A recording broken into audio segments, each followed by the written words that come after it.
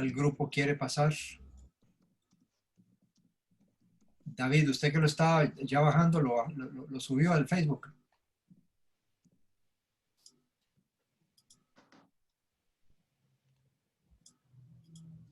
David se congeló. Sí, disculpe. Se acaba de subir, pero si quieren comparto pantalla y vamos conversando lo de nuestro grupo. Correcto. Preséntenlo ustedes, es importante que todo el mundo hable un poco, ¿de acuerdo? Porque supuestamente tenían que investigar en grupo, así es que de alguna manera participen los 5 del grupo. Bueno, los que estén. Repítanos quiénes son los del grupo, David, por favor. Bueno, yo, Emerson. Somos Emerson. Daniel. Correcto. David, son 3.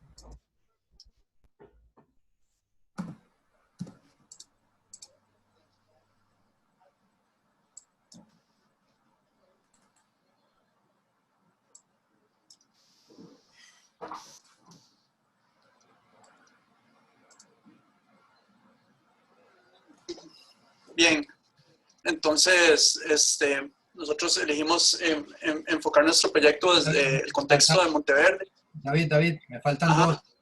Me faltan 2. Emerson, David, Daniel, ¿y quién más? Victoria. Victoria. Y Joaquín, creo. Sí, Joaquín. Correcto. Bien. Adelante.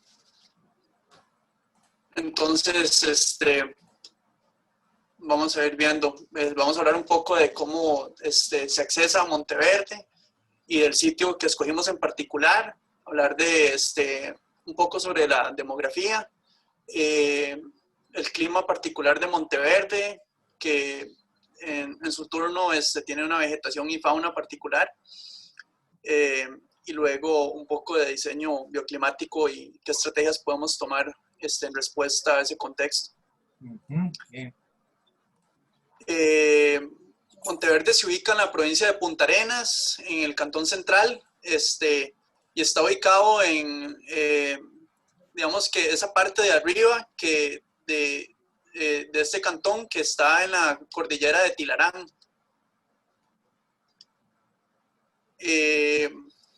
Digamos, la población es de, creo que esta información es un toquecito vieja, pero creo que ahora son como de 8,000 habitantes, pero para el punto en que se tomó esta población, era como de alrededor de 6,000, poco más de 6,000, y de esos 962 corresponden a niños, 460 hombres y 502 mujeres.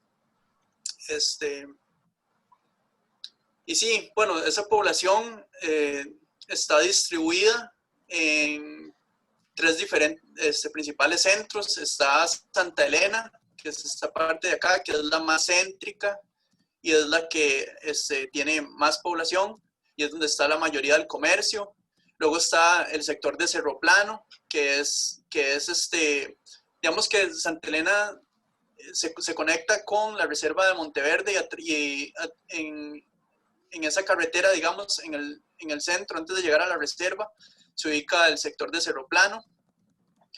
Y más cercano a la parte de la reserva de Monteverde está el área que se conoce como Monteverde.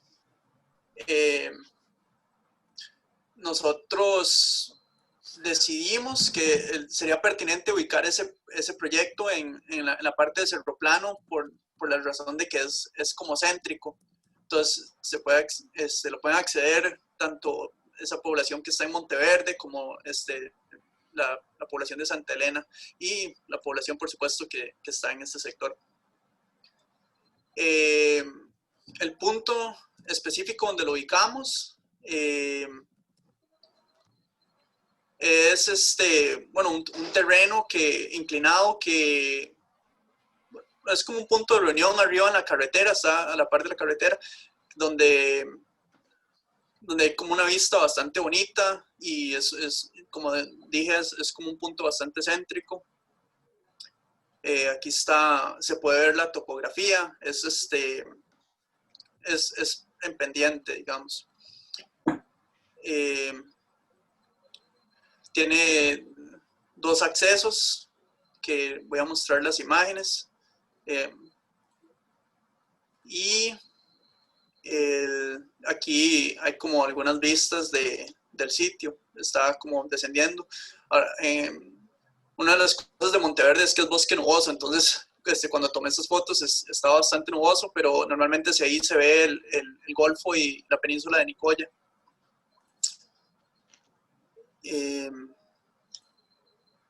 Sí, la elevación es 1353 metros.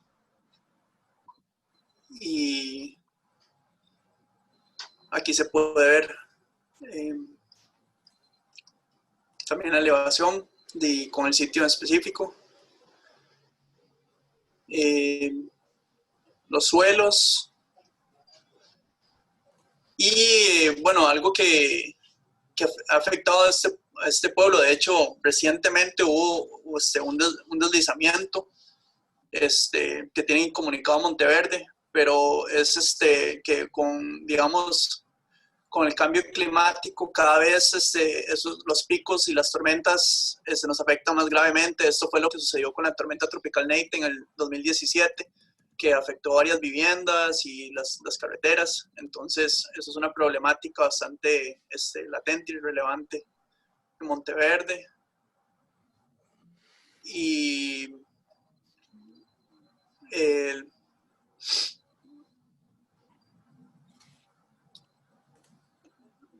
bueno, aquí alguna información acerca del clima. Yo creo que lo que me gustaría decir es que Monteverde se encuentra en una situación, en una ubicación bastante particular porque vienen, como está en la cordillera de Tilarán, en el eje montañoso central, vienen los vientos alisios y traen nubes que hacen que sea bastante húmedo y por eso se le llama el bosque nuboso. Aquí están las temperaturas y la precipitación mensual. Y con más factores. Por esa condición de bosque nuboso, de tanta humedad en el aire, la vegetación es bastante particular. Hay muchas epífitas creciendo, aprovechando esa humedad en el aire, que son plantas que crecen sobre otras plantas, entonces crea como un bosque bastante rico. Esta especie que está acá hay mucho endemismo, o sea, especies que nada más son de esta cordillera, como por ejemplo esta que se muestra en la imagen, que es un Ocotea monteverdensis o aguacatillo, que atrae el quetzal y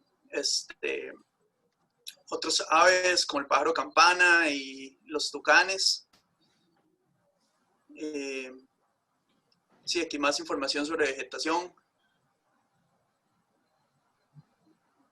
Y sí, en cuanto a flora y fauna, creo que el quetzal es el animal más icónico de los que tenemos y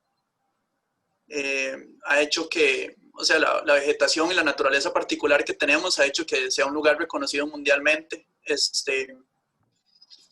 y sea muy turístico también. Es una zona muy turística y no sé si alguien me quiere ayudar con la parte de diseño bioclimático y cómo vamos a responder ante este clima en particular. Bueno, sí, por favor, que otros hablen porque no era de una sola persona, son 5.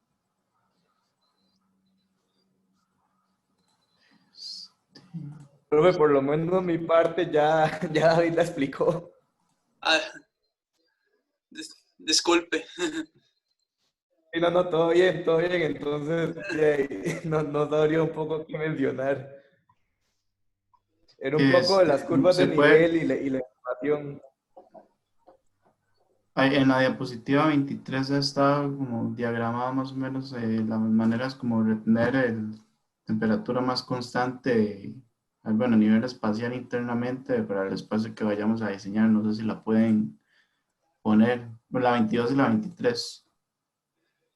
Es que creo que no está numerada. Bueno, es la que sigue después de esas que está poniendo. Ok, esta y esta. Ajá. Sí, ahí está más. O sea, no, la pasada, digo. Bueno, esa y la pasada. Ujú. Bueno, ahí está como especificado dónde poner lo que son áreas sociales y privadas según el libro de guía de diseño bioclimático. La cantidad de áreas recomendables, las alturas recomendables, el volumen, las relaciones de largo y ancho. Eh, en la parte de derecha está, bueno, tanto un ejemplo de estrategia como la manera específica de protegerlo, como lo que son los cubiertas verdes, eh, resistentes a la radiación y que tengan la condición de, bueno, en ese caso de las cubiertas verdes, que tengan la condición de sistema de riego y drenaje eficiente. Y bueno, lo que sigue serían como especies sugeridas para utilizar este tipo de material. Y la diapositiva que sigue, ahí está más o menos cómo distribuir a nivel vertical el espacio para permitir lo que es ingreso de ventilación, y en la parte derecha cómo permitir el ingreso de luz solar, ya que o sea, a diferencia de como sería un lugar costero, no es tan requete caliente como para que como para que no se considere lo que es luz solar, para poder mantener una temperatura más constante.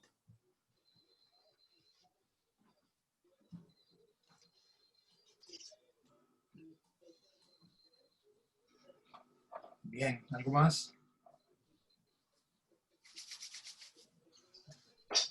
No de momento.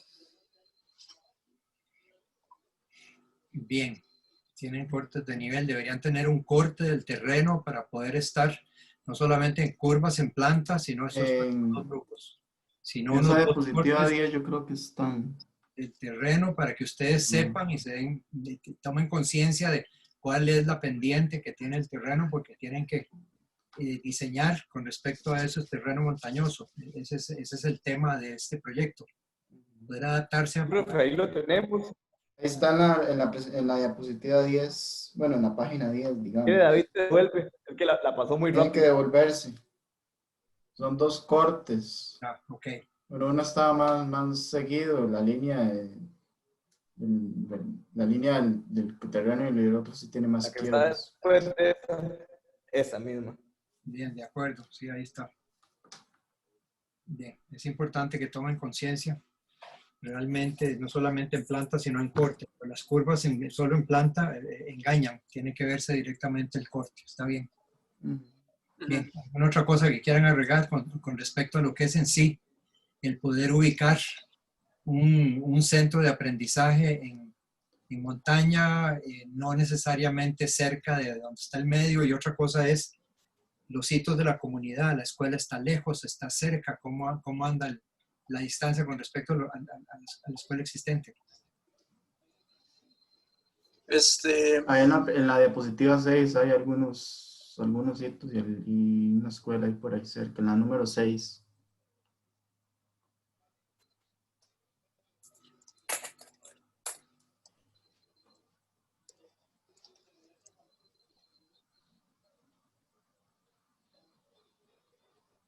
Yo creo que se pasó, esa era la planta donde se tenía seleccionado más o menos el terreno, y ahí alrededor estaba marcada que la escuela, que un hotel, que algunos restaurantes y así.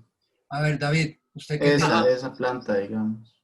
¿qué es lo que se considera propiamente el corazón de Monteverde?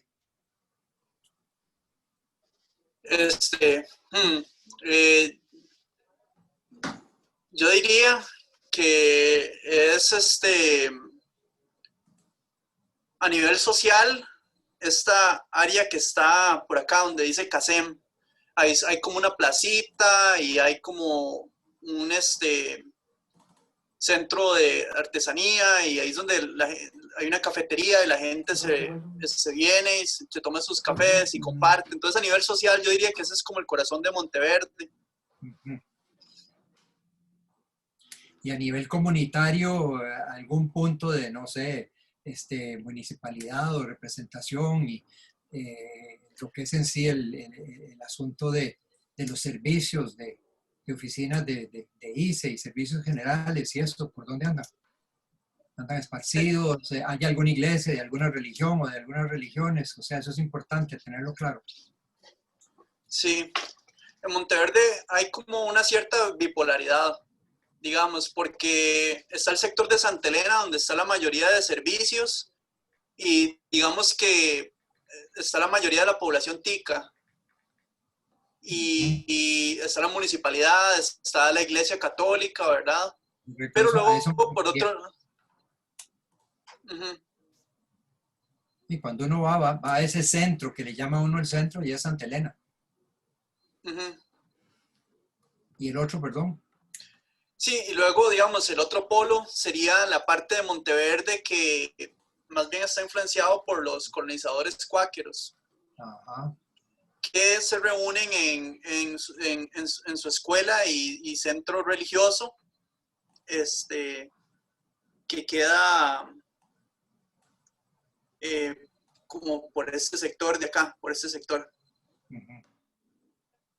Es importante que tengan un poquito claro, por lo menos un poco de historia.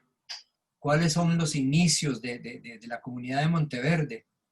En sí, los que comenzaron a habitar esa zona y fueron creando, digamos, la comunidad. Es importante que lo tengan dentro de su investigación para que estén claros con respecto a lo que son las raíces de una comunidad, de un pueblo. Eso es importante saberlo. Están diseñando algo que es una instrucción para personas que de alguna manera son descendientes de personas que llegaron a la comunidad, de abuelos o bisabuelos, y que de alguna manera siguen teniendo raíces e influencias. Entonces es importante que tengan eso claro, lo que es la historia de la comunidad, a nivel social, a nivel de desarrollo, a nivel de inicio y de situación actual. Es importantísimo. Ok, tenemos un documento compartido y creo que yo me puedo comprometer a compartir un poco más de eso. Sí, para que realmente no es que se diseña para un lote y punto y no me interesa nada más que está alrededor porque es el lote lo que no es el lote. Esa escuela podría ser ubicada en diferentes lugares y además sirve, como dije, a diferentes sangres, a diferentes procedencias, a diferentes raíces cuando se llegó aquí, que se han ido desarrollando en el lugar y que de alguna manera si hay alguna homogeneidad o si simplemente siguen manteniéndose aparte del turismo, siguen manteniéndose diferencias entre esas diferentes comunidades dentro de una comunidad, por así decirlo.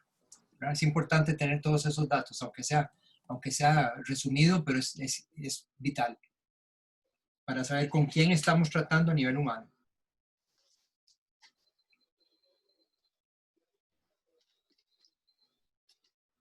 Bien, ¿alguna otra cosa? Daniel, ¿usted tiene algo que decir? ¿Algún complemento, alguna cosa que sienta con respecto a lo que es esa zona de Monteverde? No, profe, solo que por lo menos en el área que tomamos de referencia, que está en la zona roja, hoy no sé si se puede volver un poco a las curvas de nivel que estamos planteando, que es particularmente solo la zona como la que está deforestada, pero en sí yo estaba pensando que un proyecto también se podría plantear que involucrara más toda la zona de la derecha, que es un poco más boscosa, no tiene que ser necesariamente lo que ya está terraciado. Correcto. Correcto. Eso ya va a ser decisión de cada quien a dónde quiere ubicar. O puede ser a la izquierda, puede ser en medio, media vegetación Sí, pero tengan presente que entre menos deforestación tengan o no deforestación tengan, es un plus para el desarrollo de la comunidad. En realidad el proyecto que van a hacer es un proyecto bastante pequeño y no tiene sentido si puede ser cerca de las zonas verdes, o pueden incluso proponer una parte de una reforestación como parte, complemento importante de lo que ustedes van a diseñar. Entonces es volver a darle valor a esas tierras que han sido deforestadas. De alguna manera es importante y es una responsabilidad. Bueno, o sea, yo es que soy de otro lado, de la parte de Grecia, la escuela, ahí los colegios se ponen mandan a los estudiantes a sembrar árboles de vez en cuando, entonces no sé si al rato puede ser una actividad que se les pueda... Eso ya, Emerson, eso ya va a depender de las actividades que ustedes van a definir, de qué es lo que ustedes van a decidir para poder hacer que sea un aprendizaje a nivel de aprender la libertad, aprender a comenzar a tomar los valores sociales, los valores de apoyo a todas unas raíces de un lugar.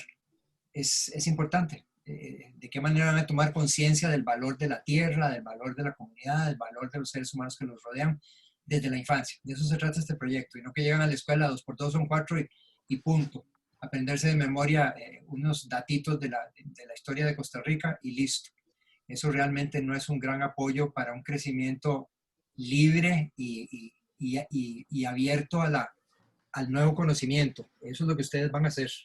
Un lugar de aprendizaje donde el niño desde pequeño aprenda no a basarse en lo que encuentra en Facebook o en Wikipedia, sino más bien en buscar datos con respecto a una biblioteca, a libros, a preguntarle a sus seres mayores para que les ayuden a ubicarse, etc.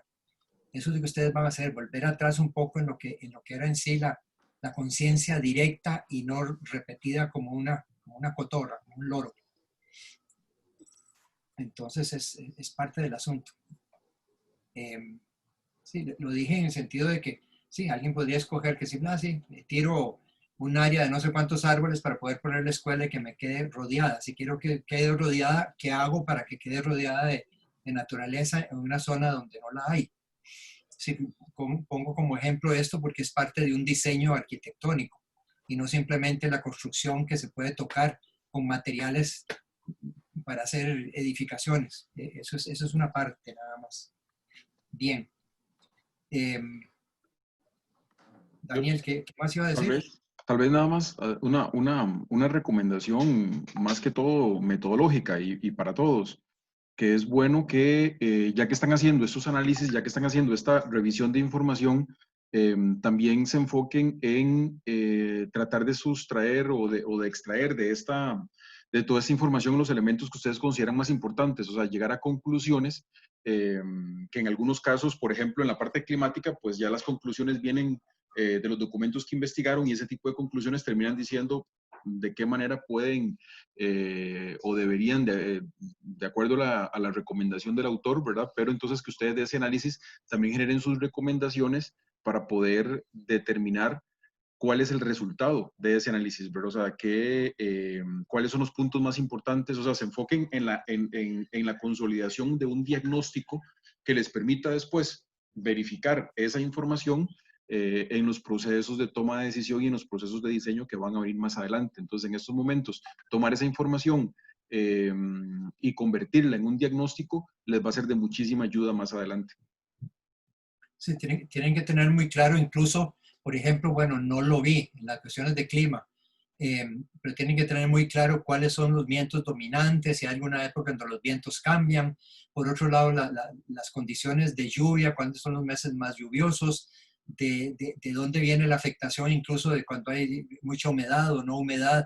Son datos muy importantes para el asunto de clima con respecto a lo que es en sí el espacio interior en comunicación con el espacio exterior, la humedad del medio ambiente, la humedad de la tierra, las aguas freáticas, es decir, todo esto es importante para que lo tengan claro y no simplemente un perfil de una tierra con unos árboles y listo, se acabó, porque eso me dice muy poco de lo que en sí tengo que conocer la esencia de esa tierra. Desgraciadamente, el ideal para poder diseñar es conocer el sitio donde uno va a diseñar. En este caso, y menos con la pandemia, el único que ya conoce la zona es David. Va a tener que ayudar un poco en este sentido para que los demás se ubiquen bien. Bueno, ¿alguna otra cosa que quieren decir? ¿Qué sienten con respecto a este desarrollo de un centro de aprendizaje concentrado, pongámosle así, porque va a ser concentrado? Ahora, después que presenten los dos grupos, vamos a hablar del tamaño del proyecto y de lo que implica. Pero, ¿qué otra cosa quieren decir o sienten donde se les da el tema? ¿Qué sienten ante el tema? ¿Cómo lo sienten? ¿Les atrae, no les atrae, les da pereza? ¿Creen que no tiene sentido, que no tiene importancia? ¿Qué sienten? Profe, yo por lo menos, de ahí, creo que de los dos talleres bueno, el anterior y este que estuve con usted, siento que es, tal vez puede, no el más importante, sino el que más me ha traído la atención, porque siento que es algo que literalmente de todas las personas vivimos, y es una educación que no nos deja que experimentar, no nos deja crecer. Entonces, tener la oportunidad de, aunque sea, tener las bases para poder ya uno planificar un proyecto así, de ahí esto podría ser hasta un proyecto piloto que usted puede llegar a implementar en otra zona, no necesariamente en esta. Y ver además los de los compañeros de cómo sería en una zona también de playa, y ahí podría avanzar mucho este tipo de proyecto. Por eso se le está poniendo dos, uno en costa o a la orilla del río y otro en montaña, porque son dos puntos que se dan muchísimo en todo lo que es nuestro país, nuestra patria.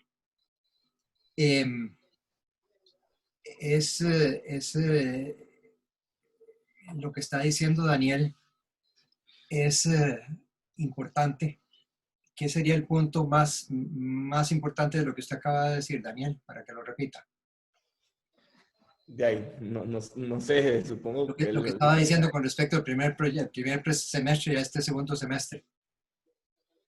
De ahí, que siento que es algo que todas las personas de ahí, que tienen que pasar o que tienen la oportunidad de pasar por una educación primaria, de ahí se ve reflejado como que escasea en lo que el sistema educativo nos permite. Entonces, la apertura que podría tener esto al crecimiento de ahí a futuras generaciones, de ahí es invaluable. Correcto. Es un tipo de aprendizaje, ya no tanto de enseñanza, sino de aprendizaje. En realidad, más que enseñanza, es una guía, es un impulso para que los infantes aprendan a buscar su propio conocimiento y tomar sus propias conclusiones y no decirles lo que tienen que pensar, lo que tienen que hacer y hacia dónde tienen que ir. Es una de las cosas que hace que los ciudadanos no tengan la mentalidad y la fuerza de decisión para quererse a sí mismos, para sentirse importantes, para sentir que pueden y que tienen la fuerza de seguir adelante. Es una de las fallas más grandes de la educación actual, desde hace mucho tiempo. Es un poco impositiva, un poco magistral, un poco a nivel de cuentas de lo que es escuchar y escuchar y escuchar, y muy poco compartir y dialogar y encontrar.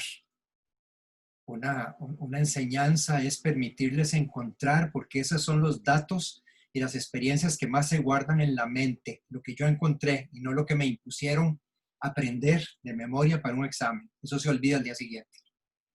¿Ya? Para que estemos claros con respecto a hacia dónde ustedes que están haciendo.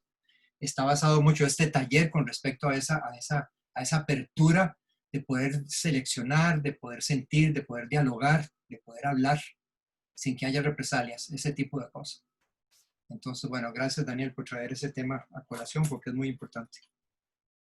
¿Alguien más? ¿Alguna otra opinión? ¿De los de montaña? David, ¿usted qué siente? Nosotros éramos montaña. ¿Perdón? Nosotros éramos los de montaña, supongo que es playa, o no sé si me equivoco. No, le estoy pidiendo a los que son de montaña que den su opinión con respecto a lo que están sintiendo de ubicar este proyecto en montaña. Eso que usted fue lo que me respondió, supuestamente.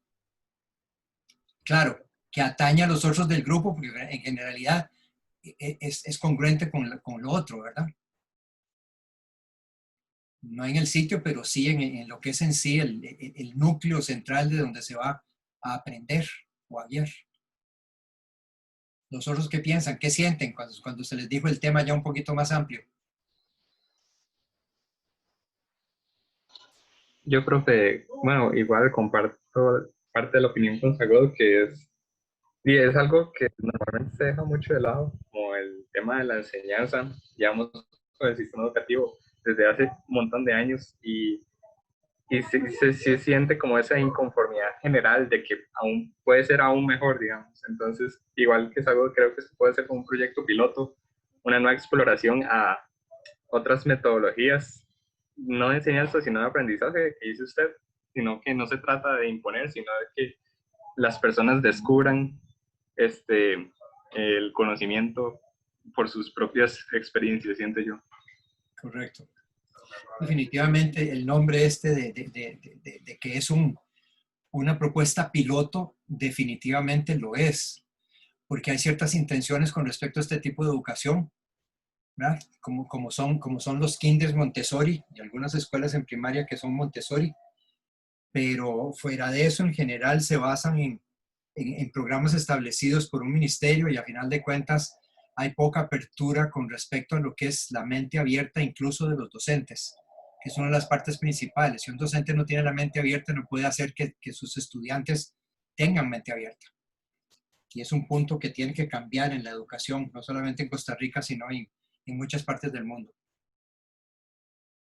Entonces sí, es un plan piloto, es una propuesta, es algo que ustedes van a analizar porque piensen incluso en ir hacia atrás, se les dijo con el primer proyecto, piensen en lo que les hubiera gustado recibir ahora que son adultos, la oportunidad que les hubiera gustado tener para que ese niño hubiera tenido una mayor visión de lo que es en sí el paso por la vida que va avanzando hacia años posteriores. Eso tienen que pensarlo, ubicarse en el usuario aquí es el infante, ese infante que ustedes fueron. Volvemos otra vez al mismo ciclo digamos, de memoria que hicieron en el primer proyecto. Eso está basado como una continuación, no es un proyecto totalmente aparte, precisamente está pensado como que sea una prolongación, una experiencia directa, ya no en un espacio donde se va a impulsar la sensibilidad como era el primer proyecto, pero aquí incluso es impulsar la sensibilidad, pero para adquirir conocimiento en un proceso continuo hacia una superación. Ya es un poco diferente, ya es un avance, es hacia dónde dirijo para que ese infante crezca con unas raíces firmes, seguro de sí mismo, sabiendo realmente cuáles son sus dudas, tenga la oportunidad de hablar, de dialogar, de expresar lo que siente, lo que le duele, lo que le alegra. Es importante, es la única forma de aprender realmente desde el corazón. Lo demás es imposición de conocimiento, de memoria. Y la memoria no deja no deja muchísimos residuos para que permanezcan para el resto de la vida. Bien. Entonces, ¿quién más con respecto a este grupo? Nada más, pasamos al segundo.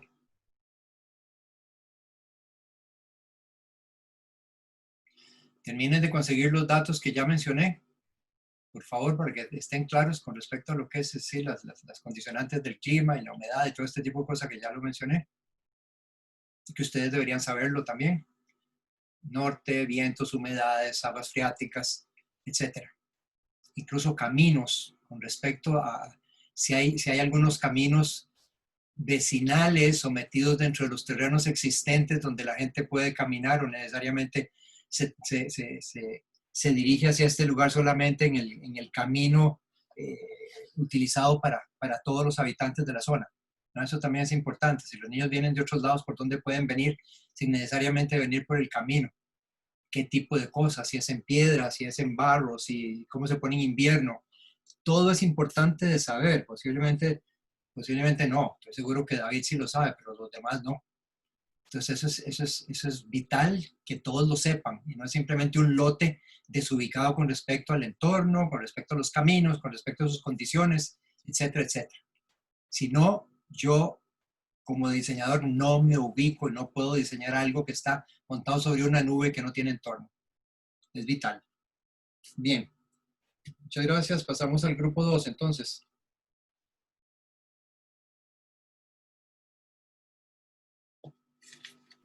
Bueno, voy a compartir entonces.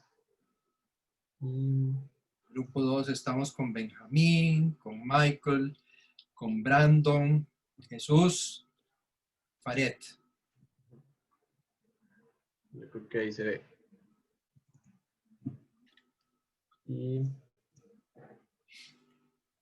bueno, ya ahí se está viendo. Ajá, no. Bueno, sí, nosotros nos enfocamos o vamos a trabajar este proyecto en la isla de Chira. Como le digo el profe, somos Benjamín, Brandon, Faret, Jesús y Michael. Entonces, lo primero serían los aspectos climáticos, donde se ve en el gráfico, según la guía de diseño climático, tenemos que se encuentra la temperatura en la época o la temperatura máxima es entre 36 y 30 grados y la mínima sería como entre 20 y 15, esos son como los promedios. La precipitación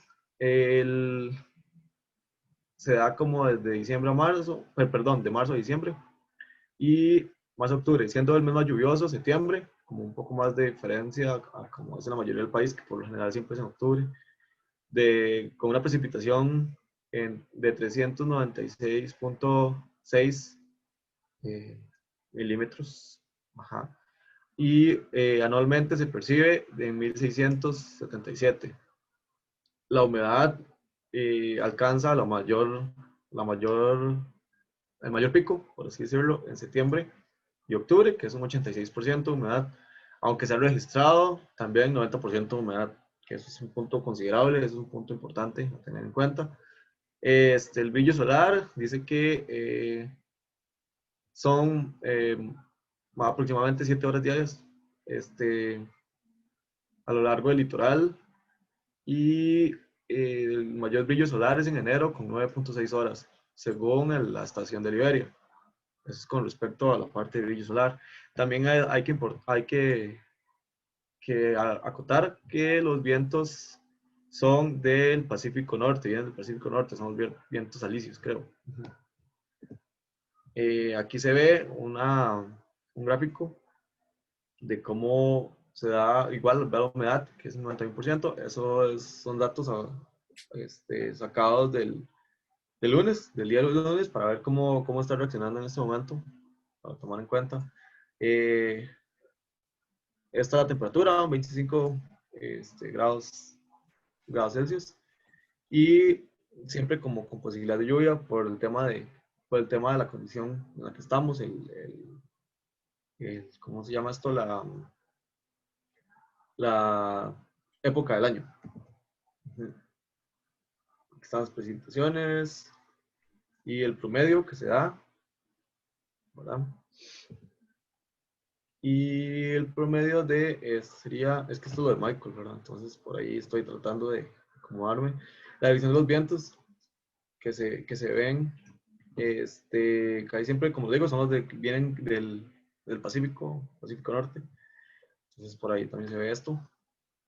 Y va con esta es la parte de la demografía, que no sé si Benji lo va a... Yo me encargo, gracias. Ok. Bueno, en varios documentos o en varias páginas sí había leído como que la población de Chira era como alrededor de los 3.000 habitantes, pero respecto a los censos del INEC, en el 2011 salió que tenía 1.576.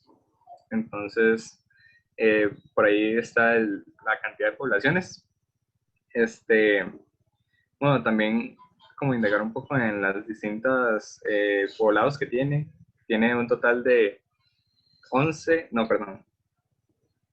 9 poblados. Bocana, Lagartero, Montero, Pilas, Chote, Puerto Coloradito, Puerto Mauricio y Puerto Parillo.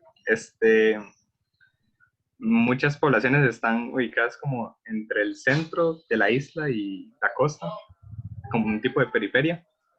Igual poseen, como a nivel religioso, son como 3 iglesias y un grupo adventista. Y ya puede pasar diapositiva, por favor. Gracias. Y ya respecto a actividades turísticas, bueno, laborales, se dedican bastante a lo que es la agricultura y la pesca. Y en turísticas es como todo este turismo muy natural y puro, como a nivel de Costa Rica, que sería como senderismo, paseos a caballo, caminatas, andar en las playas o en ríos con las lanchas y los botes. Y básicamente eso sería ya como respecto a actividades turísticas, nada muy fuerte, digamos, todo es muy natural.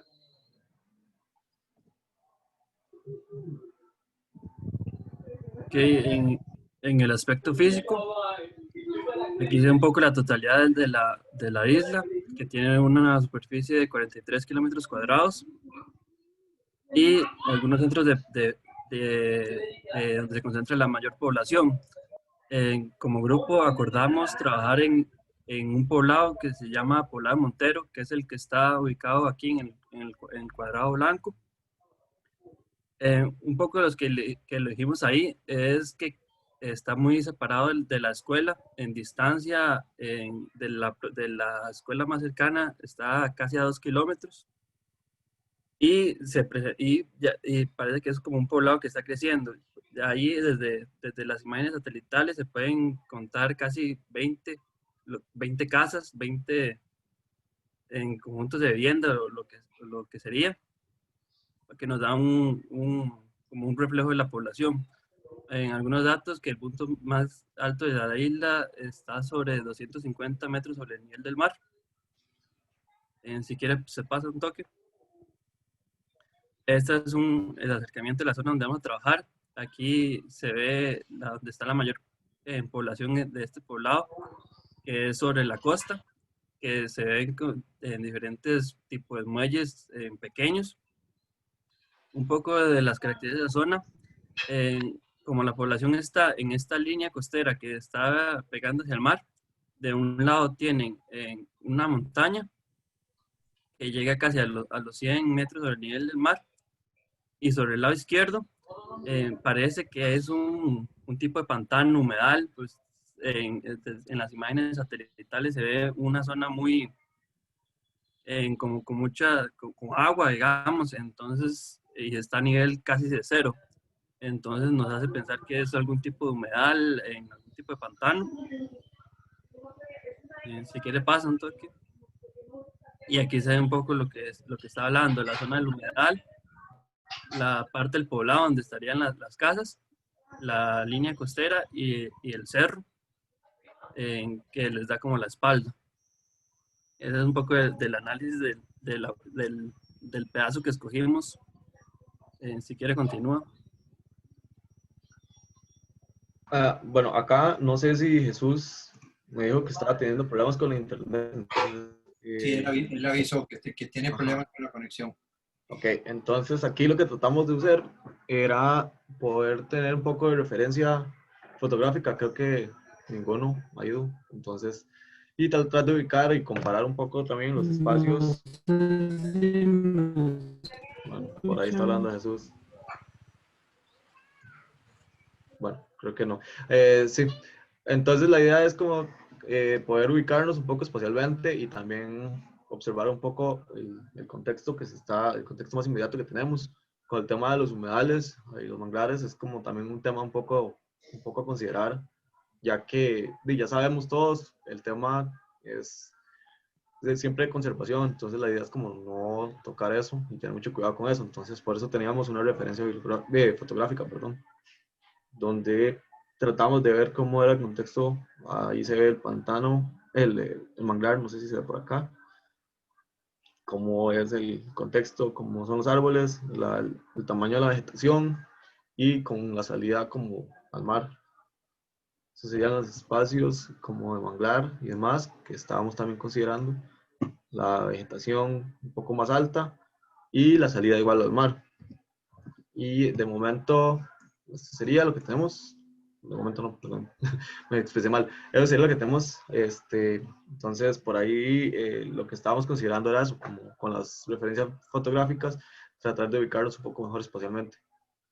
Bien, importante también el asunto, lo dije con el primer grupo, de tener cortes del terreno, ¿no? Por lo menos unos 2 cortes longitudinales para que tengan claro incluso lo que es en sí, verlo en perfil, para poder tomar más conciencia que unas líneas en planta, que son las curvas de nivel que se ponen en planta, pero realmente no dan una claridad concisa con respecto a uno tomar conciencia de qué terreno estoy tratando.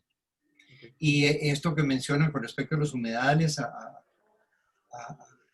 todo lo que son los manglares, son zonas vitales para que el mar realmente son un apoyo impresionante a lo que es la vida del mar. Y eso hay que aprender, es parte de la enseñanza que los infantes deben aprender desde su inicio, a que son partes vitales de la supervivencia.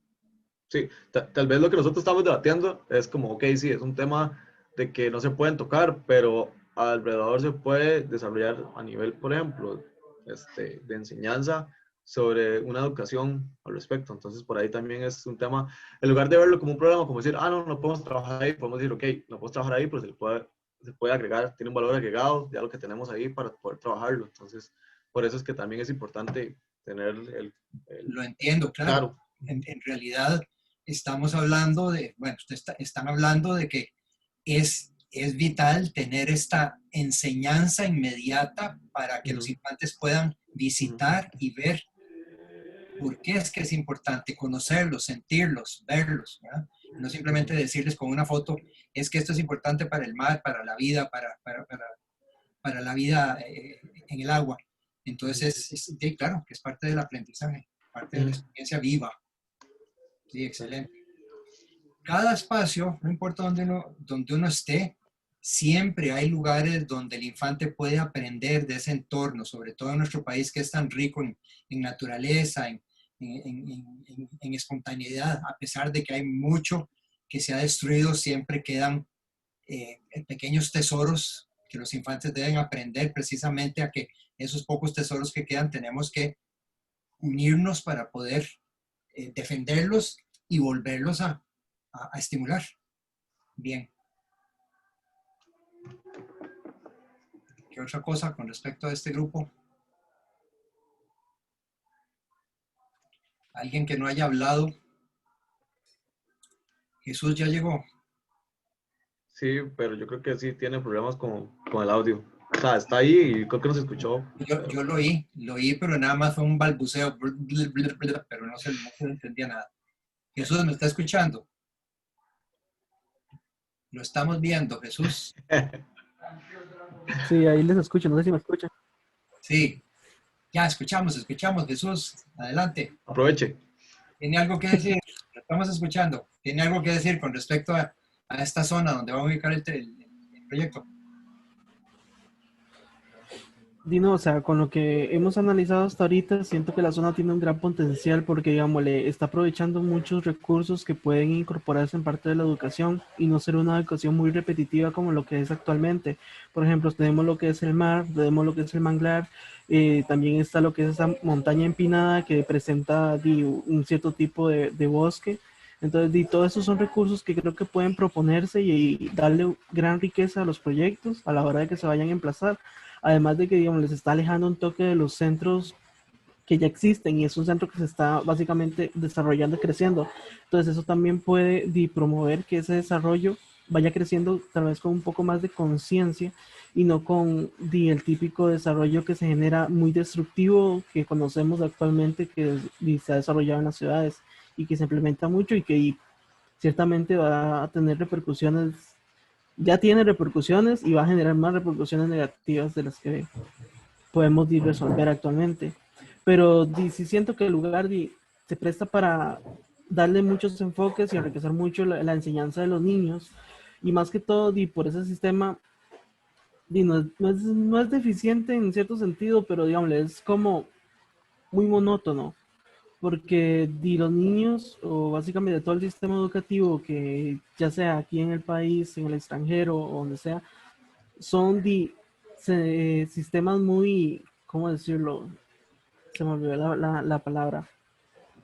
Muy dictatoriales, que es como tratar de inculcar conocimientos ya previo en vez de fomentar la curiosidad por el descubrir y aprender esas nuevas cosas y no simplemente ya repetir lo que ya se ha descubierto. Entonces, siento que, Muy directivos. exacto. Entonces, tanto el lugar como el proyecto en sí, siento que tiene muchas posibilidades. Hay que desarrollarlo, sí, poco tiempo, pero sí se puede, igual que el pasado. Es precisamente parte del tema. Aprovechar el tiempo al máximo para tomar razonamientos y decisiones justas, lógicas, pero no para durar toda la vida dándole 40.000 vueltas. Es parte del proceso de este aprendizaje. Precisamente es un punto importantísimo. Bien, gracias Jesús. Qué dicha que lo pudimos oír. ¿Alguien más tiene algo que decir con respecto a esto? Lo logró. Yo quería agregar como el aspecto importante, o sea, como hablando, tomando como punto de partida eso que dijo Jesús, como que tal vez hay partes o maneras de esa enseñanza que se estandariza un poco y se deja de lado el contexto donde se está desarrollando dicha enseñanza. O sea, porque suena como raro, tal vez, pero hay enseñanzas o hay maneras de enseñar que se dan en el centro del país o en la GAM, que no siempre son aplicables para lugares fuera de la GAM. Entonces, es importante también tomar como referencia, por ejemplo, a qué se dedican, la parte como un poco más, irse un poco más allá y no solo como decir, bueno, sí, la educación y para todos, sí, está bien, pero también es importante entender el contexto en el que se desarrollan esas personas. Por ejemplo, porque se dedican a la pesca y a la agricultura, principalmente a la pesca.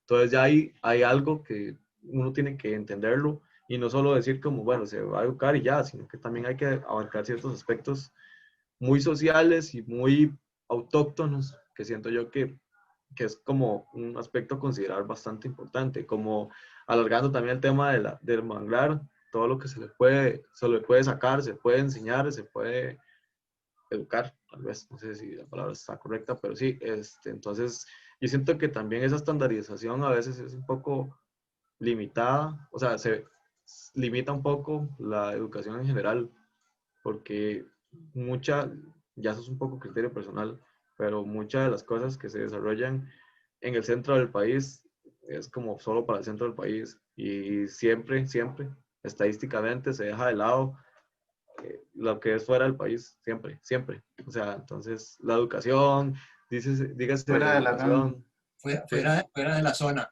Porque Exactamente. Sí. O sea, hay muchas cosas y podemos entrar ahí en una discusión, pero yo considero que el país, o para el gobierno, o para muchas entidades, el país es solo el Valle Central y ya, y se deja de lado. Estos son lugares que siempre tienen, y ustedes los ven cada 4 años cuando están en debate, siempre sí, hay que abarcar el problema aquí, que ya, que fuera de la GAM, no sé qué, pero nunca se hace nada, ¿me entiendes? Entonces al final yo siento que el ejercicio es muy como acertado en ese tipo de abordaje, porque a veces sí se necesita entender lo que está fuera de la GAM y lo importante que es, de verdad, este tipo de lugares que a veces a uno se les olvida.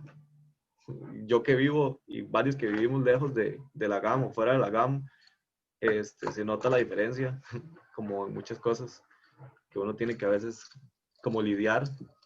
Entonces por ahí sería una excelente oportunidad y considero que la zona que escogimos es como muy apta para poder explorar ese tipo de opciones.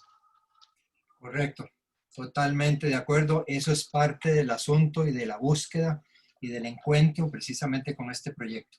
Pero además hay algo más. No es solamente que cada una de las zonas que están alejadas de la capital, donde siempre se habla, como que en Costa Rica y se está hablando de San José, es un absurdo. Incluso cuando yo estudiaba en México y la gente que estaba allá, que casi ni me metía con ellos porque tenía una mentalidad de solo añoraban el frijol negro y nada más. Y la mantequilla, 2 pinos, como si fuera la gran ganga, eso es lo único que añoraba.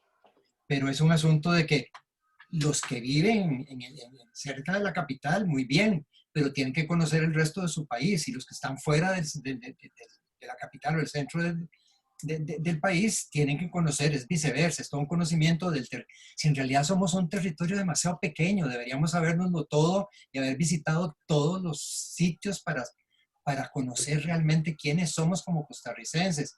Y no que cada quien habla como un costarricense que solamente tiene una proyección directa a sus 10 kilómetros cuadrados alrededor de su vida, y no puede ser. Totalmente. Pero esto de tomar conciencia directo en donde se está aprendiendo, lo primero que hay que aprender, por eso yo mencioné hace un rato, ustedes tienen que tener un poco de recolección de lo que son las raíces de la zona que están proponiendo.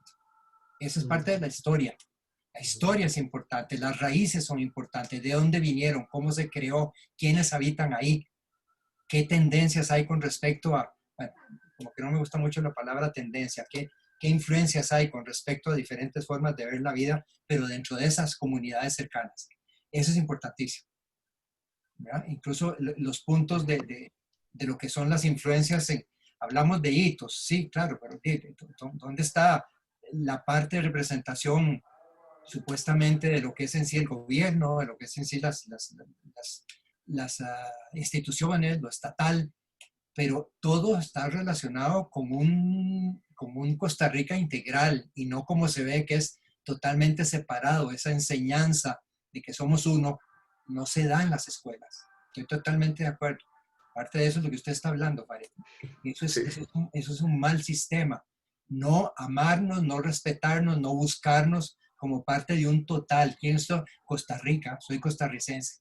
Ah, no, es que no sé qué, pero ¿de dónde es? Ah, fulanito allá. Ah, no, pero ¿no? Ni conozco, ni sé quién es, ni me importa.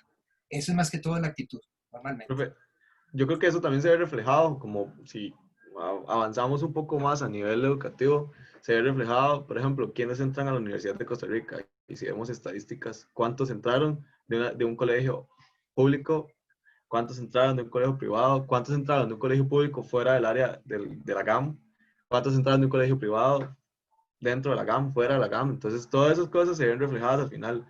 Y yo creo, o sea, tal vez me voy a arriesgar un poco a decir algo, pero yo creo que la estadística predomina primero la gente de la GAM y la gente de la GAM de colegios privados. Y ahí va, y ahí sigue la educación. Entonces es un reflejo de la misma educación. Hay gente, yo tengo un amigo que me dijo que se está atrasando en la U por bases malas de un colegio público fuera de la zona, fuera de San José. Y no está, aquí ya estoy generalizando, porque puede que colegios públicos dentro de la zona de la GAM también tengan sus deficiencias, ¿me entiendes? Entonces es un problema de educación como muy serio, o sea, a nivel público y aún así más a nivel público y rural o fuera de la GAM. Entonces, todo un fenómeno que uno tiene que ir entendiendo y como quitándole capas para ir viendo y poder entender ciertos patrones y ciertas cosas que se dan. Entonces, es también importante considerar eso. Correcto. Bueno, voy a decir un adicional. Yo diría que sean privados o sean públicos, ya lo mencioné, el sistema educativo en general como esencia está caduco. Sea privado, sea público, sea como sea. Sea con gente de dinero, sea con gente mediano, sea con gente pobre, está caduco el sistema. Y más aún cuando nos vamos al detalle con respecto a ciertas zonas que están alejadas de lo que son, digamos, los puntos vitales importantes del comercio y del intercambio. Que es donde supuestamente se supone que está el movimiento, cuando realmente todo lo que está alrededor, muchos de esos productos, incluso a veces ni siquiera pueden, hablando de productos agrícolas, ni siquiera pueden llegar a los lugares donde hay mayor venta porque no hay buenas, excelentes comunicaciones o el asunto hay una discriminación, etc. Hay toda una problemática muy fuerte, a pesar de que somos un país demasiado pequeño. Sí. Y eso el niño tiene que aprenderlo para defenderse cuando crece. Es parte de la vital importancia que le dan a ustedes en este sitio que va a ser como de magia para poder abrirle la mente a los infantes. Bien, entonces terminen de buscar incluso, ya han hablado de vegetación, pero bueno, tienen que tener presente, si se trata de reforestar, incluso cuáles son realmente los árboles de la zona autóctonos y no simplemente llevar ciprés como trajeron tiempo atrás para Costa Rica, que ni siquiera es un árbol que pertenece a nuestro clima, a nuestro trópico. Eucalipto. el eucalipto que también viene de los Colombias y de otros lados que realmente tampoco es aquí, y que crece bien, sí, pero no es local, no nació espontáneo aquí dentro de nuestra tierra. Entonces, eso hay que tenerlo importante, tanto en la zona de Chira como en la zona de la montaña que ustedes están escogiendo. ¿Cuál es la vegetación que nace espontáneamente sin que nadie tire la semilla? ¿Por qué? Porque hay otros árboles que hace que se esparza con el viento y vuelven a crecer. Como parte espontánea de la zona. ¿Por qué? Por el clima, por la humedad, por los vientos, por una serie de condicionantes, la temperatura, etc. Bien. ¿Alguien tiene algo más que decir? Nada más. Entonces, van a hacer un pequeño calentamiento. Primero les voy a decir de qué trata el proyecto. El proyecto es un espacio, no le pongamos nombre de escuela, no le pongamos nombre de aula, no le pongamos nombre de centro educativo, pongámosle nombre de un espacio para el aprendizaje en libertad. Espacio para el aprendizaje en libertad. Este espacio que ustedes van a proponer va a tener entre 50 y 60 metros cuadrados. Es muy concentrado, es muy rural, es un complemento de otras escuelas, ya lo dije en un momento dado, pero que es una zona que no necesita, que no tienen, los habitantes de alrededor no tienen la facilidad para poder enviar a sus hijos, a veces por peligro, a veces por dinero, a veces porque simplemente, aunque sean 2 kilómetros, es difícil para ese infante ir solo, más en la situación en que estamos viviendo. Entonces es un espacio que tiene entre 50 y 60 metros cuadrados, en el cual tienen que proponer cuál es el ámbito ideal para que un infante crezca con su mentalidad abierta a la vida, abierta a los valores reales de lo que son los valores humanos, que aprenda que tiene un potencial, que es dueño de su potencial y que lo puede desarrollar hasta donde quiera, de acuerdo a su voluntad y de acuerdo a su dedicación. No impuesto, sino abierto a descubrirlo. Eso es lo que ustedes están proponiendo. Ahora, ¿qué significa? Significa que no solamente este recinto que ustedes van a diseñar, tanto por dentro como por fuera, le diga a ese infante que hay otro modo de vida, de aprender, que hay otra forma de sentir. Aquí vamos haciendo cadena con respecto a la experiencia que ya tuvieron en el primer proyecto, lo repito, de eso se trata. Y no que estamos partiendo de cero, no, es una proyección, eso es un avance hacia algo específico. ¿Qué texturas, qué conexiones con interior-exterior van a hacer? ¿Qué forma, qué altura, qué no altura? ¿Cómo van a distribuir esos 50 o 60 metros? Ya dije el lunes que va a ser un área en que pueda dividirse en dos partes, de manera que una parte de los poquitos estudiantes que van a estar ahí, porque no es una gran cantidad definitivamente, es un sitio de aprendizaje experimental en donde el entorno es importantísimo para que el infante sea estimulado. Volvemos al tema del estímulo con respecto a lo que ustedes ya desarrollaron. Los colores, las texturas, las formas. ¿Qué va a estimular, a sentir que ese niño sienta deseos de buscar información, sienta curiosidad por comenzar a descubrir por qué siente determinadas reacciones ante ese espacio que cuando entra le hace sentir diferente a cuando está en el exterior? Cómo ese espacio interior se puede comunicar con diferentes actividades dentro del recinto y fuera del recinto. Y sobre todo, adicionalmente, muy importante, cómo este espacio va a poder estar protegido con respecto a lo que son los peligros del cambio climático en donde puede haber daños serios. Eso ya lo hablamos, que incluso en un momento dado puede desarmarse para poder volverse a edificar en otro lugar en donde no corra tanto peligro por algo que se ha avisado que está pasando algo cercano, que por una inundación, que por un derrumbe, que por un deslizamiento que va avanzando. X, W y Z, que es producto de ese cambio climático que está afectando mucho todo el planeta. No es solamente nuestras costas de Costa Rica, nuestros ríos, es todo el planeta. Entonces, el calentamiento que van a hacer hoy es, vamos a darles un tiempo definido. Ahora dejo que el profe Guido le diga algo que quiera decir antes de que se metan a hacer el calentamiento. Se trata de lo siguiente.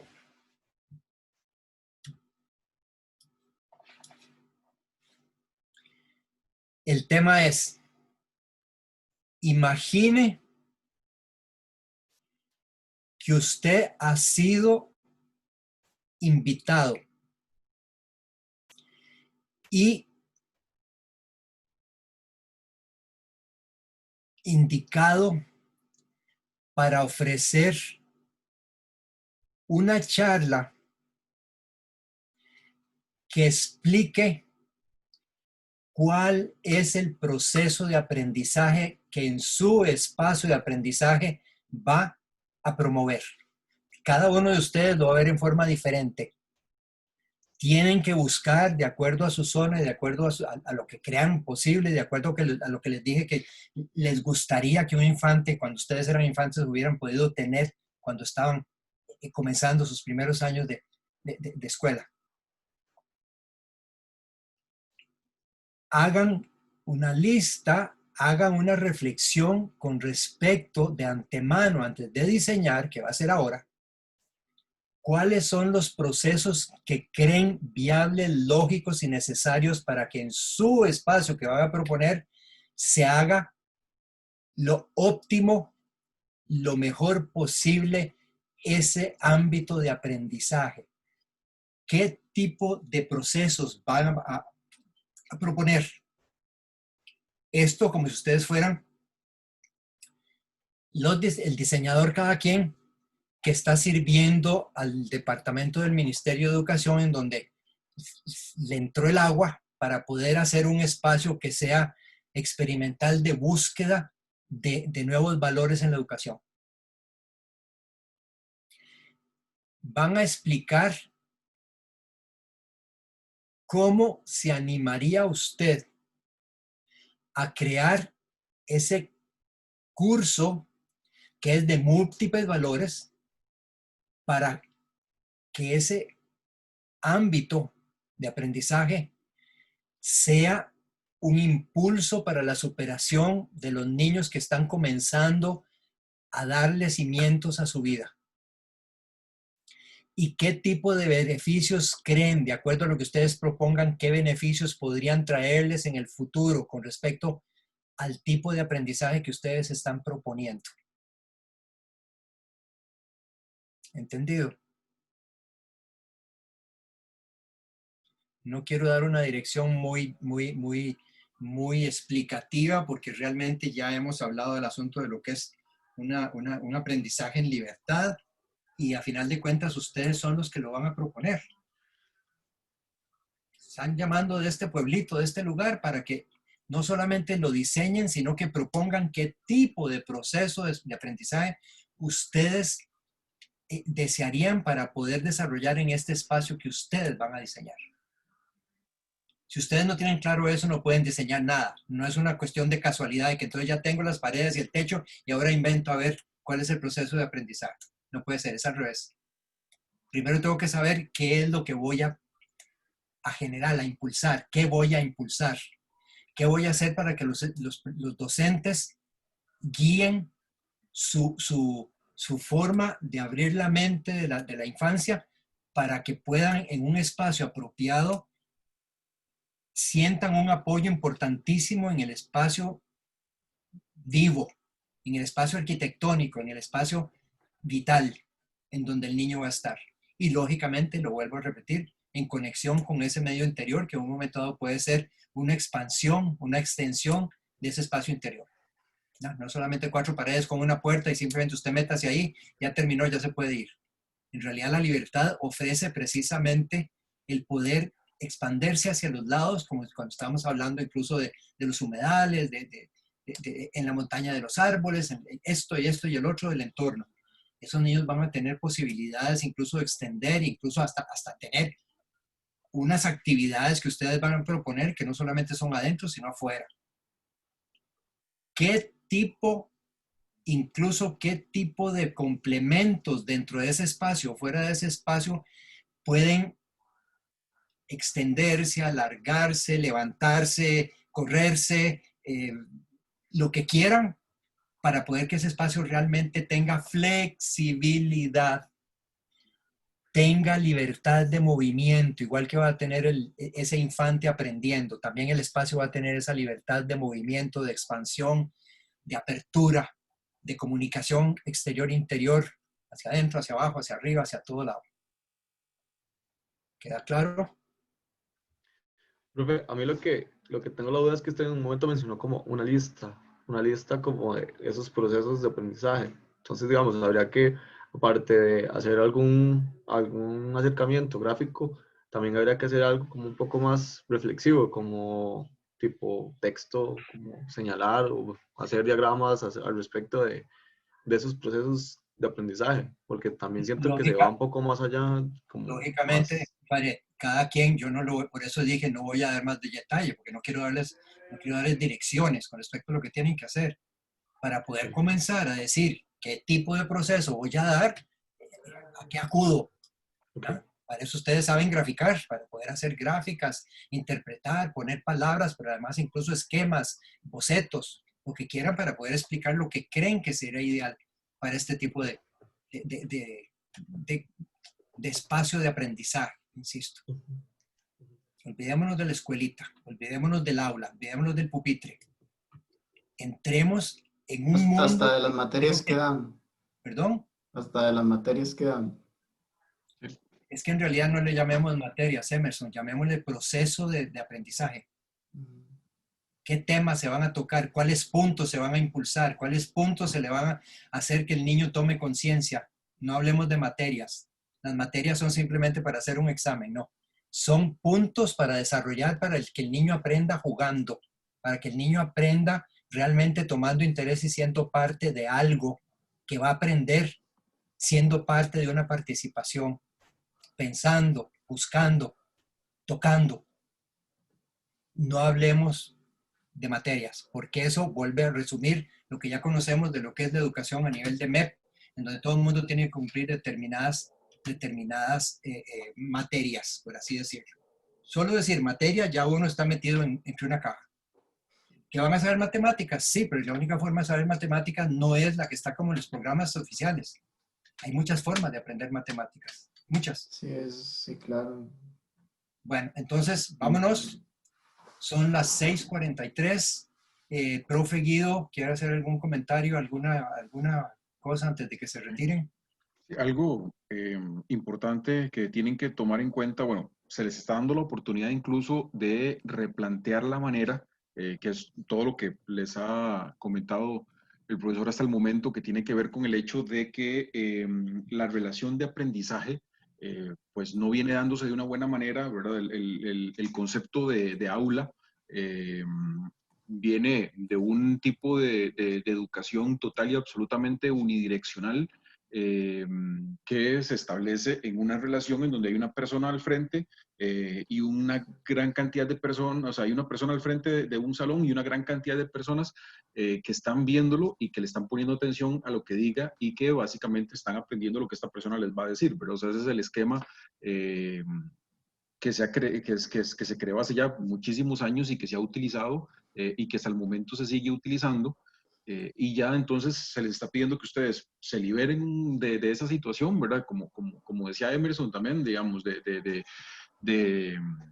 olvidarse de ese tema de las materias, ¿verdad? Ya, como les digo el profesor, materia ya es un término que los refiere a esta situación de aula también, ¿verdad? Entonces, tratar de abrir al máximo los horizontes y pensar también en una situación que es bastante importante, y es en qué entorno o en qué espacio particular esa relación nueva, de la manera como sea, digamos, ustedes van a irla planteando, se da de una mejor manera. O sea, cómo se imaginan ustedes ese entorno de aprendizaje, esa posibilidad de encontrar conocimiento, de descubrir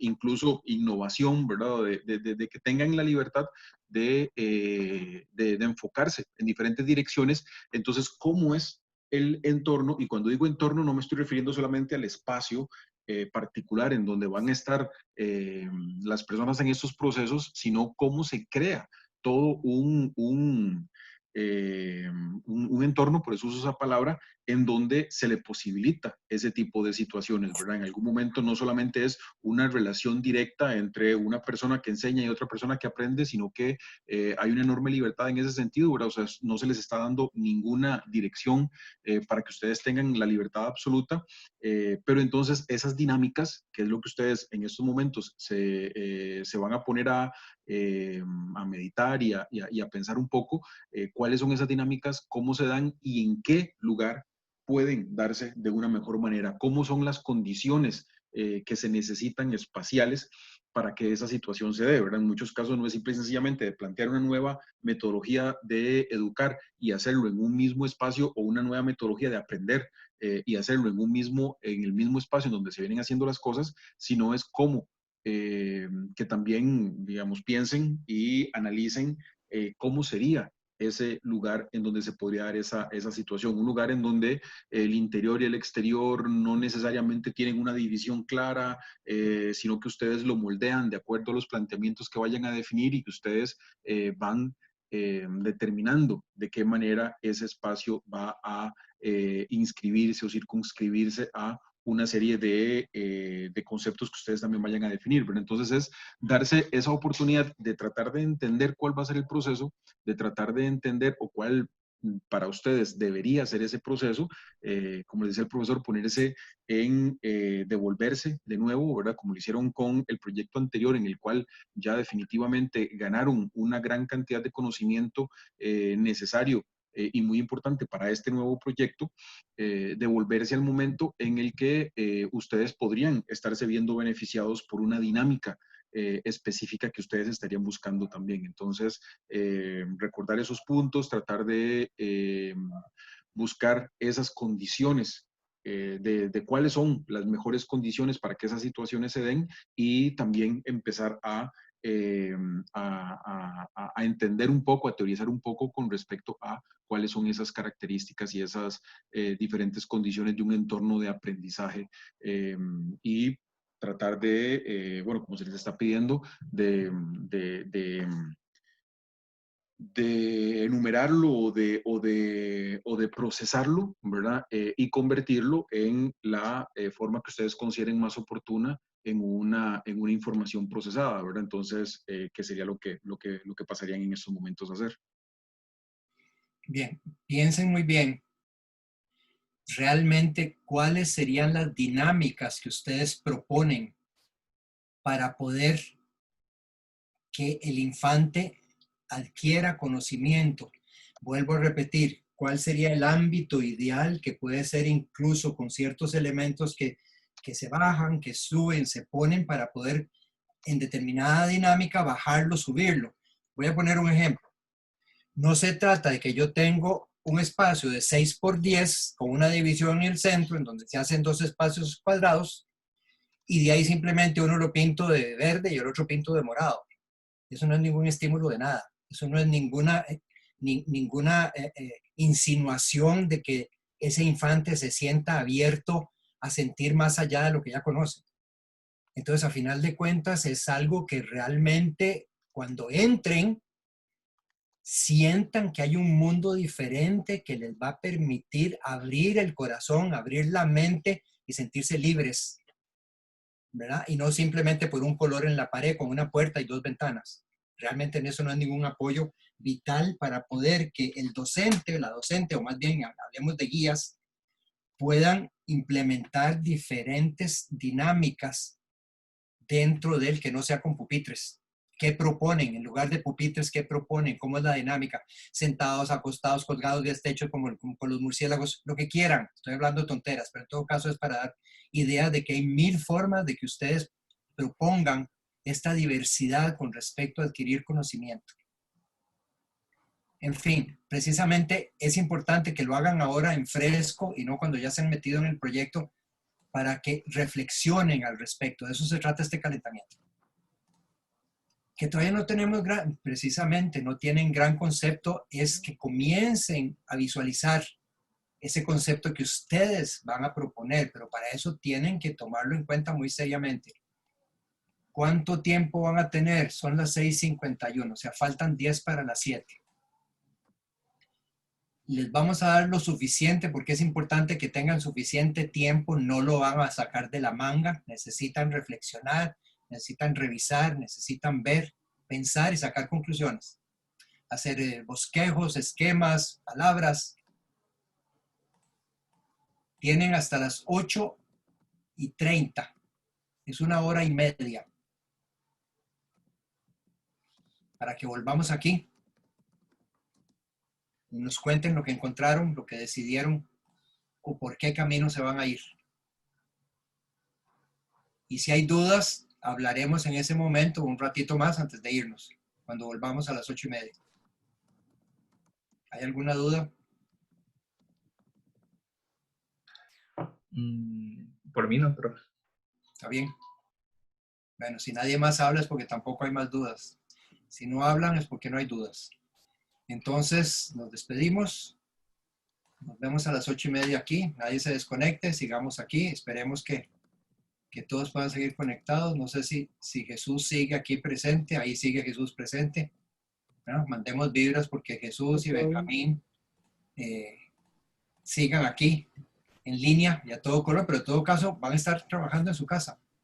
Así es que a las 8:30 crucemos dedos de que todo el mundo se pueda comunicar. Por favor. ¿Verdad? Sí, profe, como para seguir trabajando, la verdad. Sí, bueno, es que no es tan fácil sacar un proceso de aprendizaje en libertad de la noche a la mañana, pero creo que sí ya tienen suficientes valores que hemos revisado, incluso en el primer proyecto y en el mismo taller, como para que puedan tener un panorama más amplio. ¿Usted qué piensa, Farid? Profe, encontré, por si lo necesitan, le voy a compartir pantalla rápidamente, porque encontré algo como bastante llamativo, que también puede funcionar bastante como una técnica de cómo abarcar la situación. A ver, ¿dónde está? Acá. Se trabaja con una técnica, no sé si se ve bien, sí, ahí ya se ve. Reggio Emilia, sí, lo conozco. Ajá, con Reggio Emilia, a partir de ahí encontré ciertos como principios básicos que uno puede ir ejercitando. Yo lo que tomé fue como ellos hablan de un tercer maestro, pero yo lo veo como un segundo maestro, que es el entorno, que sea el ambiente mismo como una parte de cómo desarrollar la parte educativa. Entonces, lo que yo quiero centrar o lo que estoy pretendiendo centrar a partir de todo eso es el entorno que sea a partir de, obviamente, la parte vegetal que ya existe, la parte de contexto, enfocado también con arte y creatividad, más curiosidad, y que a partir de ahí ese entorno, ese se convierta en un todo, el arte, creatividad y curiosidad, lo que me motive como en la enseñanza. Y ahí Reggio lo que hablaba es como una de las partes, como que los profesores o los maestros pasaran a un segundo plano. Entonces que esa educación se vea desde un punto de vista de oyente, de que usted escucha a los niños o de que el profesional escucha a los niños, porque es un punto importante para ellos, para sentirse como validados dentro del entorno. Entonces, si le quieren echar una ojeada, yo lo puedo publicar en Facebook, por si lo quieren ver, hay un artículo por ahí. Y al final lo que llegué fue como a un par de diagramas, tomando la figura negra como profesor y generando entornos, entendiéndose como las rayas verdes como entornos inmediatos, como árboles, vegetación exterior, básicamente, y también teniendo como diferentes, descentralizando en otras palabras al profesor o al educador en ese caso, y dándole un énfasis central al niño dentro de ese entorno o ese ambiente que hay vegetal, que hay como en su contexto más inmediato, donde donde el niño se pueda desarrollar un poco mejor. Entonces, fue como una explicación de lo que más o menos interpreté yo y reinterpreté de lo que leí. Ok, eso es importante. Información, como Reggio Emilia, es simplemente una inspiración, una posibilidad, pero de ahí que sea una inspiración, no de aplicar determinado sistema, que entonces me voy con Reggio Emilia y yo, no.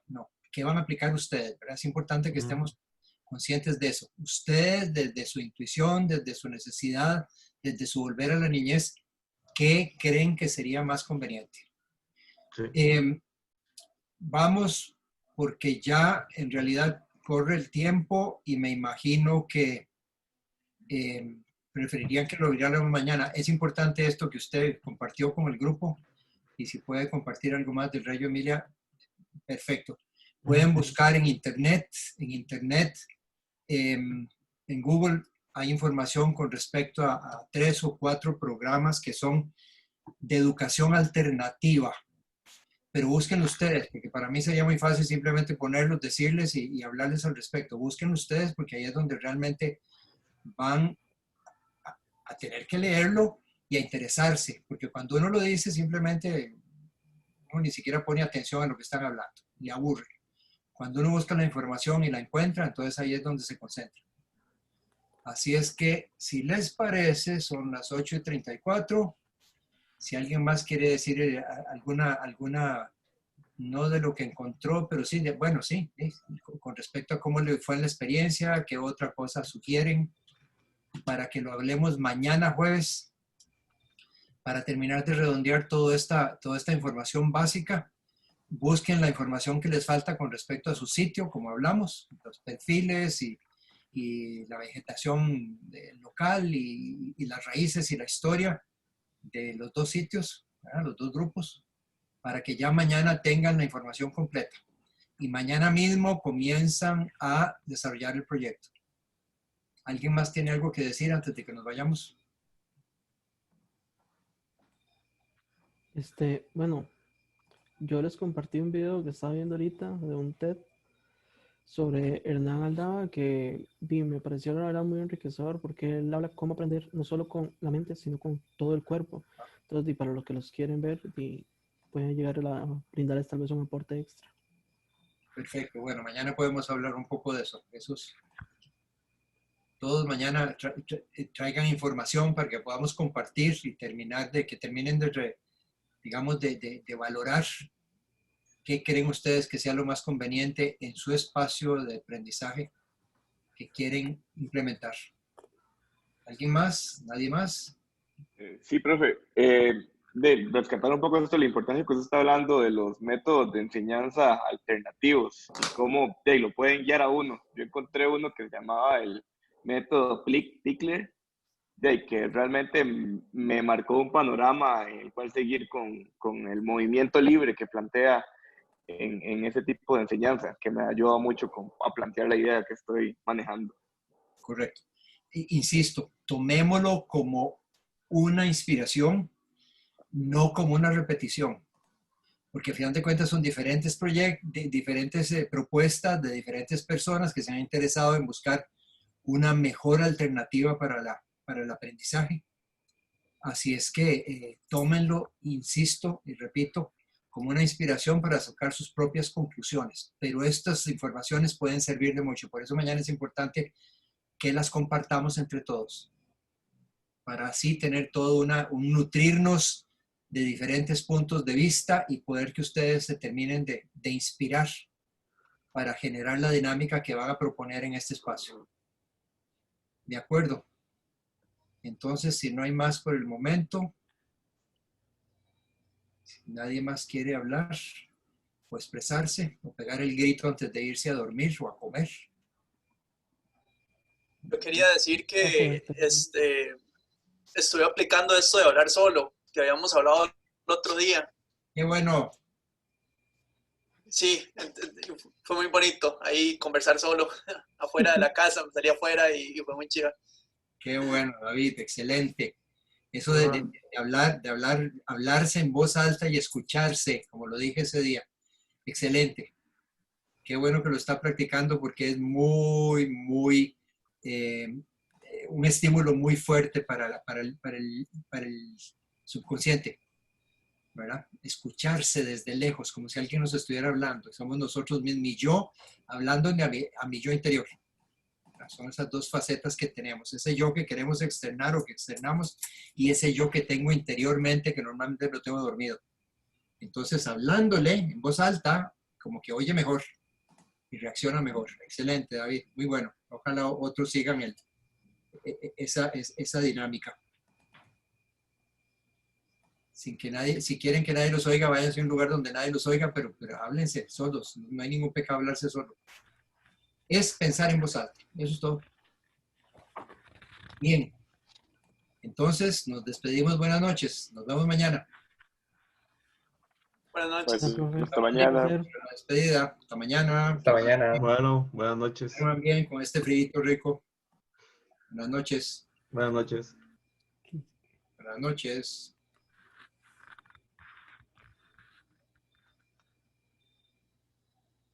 Bueno. Pues será hasta mañana. A ver cómo avanzan. Perdón. Que ver cómo avanzan. Vamos a Los ver. veo bastante motivados y bastante entusiasmados. Sí, vamos a ver. Creo que es un proyecto pequeño que puede tener mucho estímulo para que tomen conciencia de muchas cosas, de su mismo aprendizaje, de su mismo razonamiento, de su mismo ver la vida. ¿Verdad? Que normalmente el estudiante no pone atención a eso, simplemente toma materias, como dijo Emerson. Entonces, ¿cuáles son las materias? No hay materias, aquí hay procesos, aquí hay sistemas, aquí hay estrategias. Porque a final de cuentas, las materias se pueden reducir a conocimiento diversificado, eso es. Vamos a ver qué van sacando. Bueno, entonces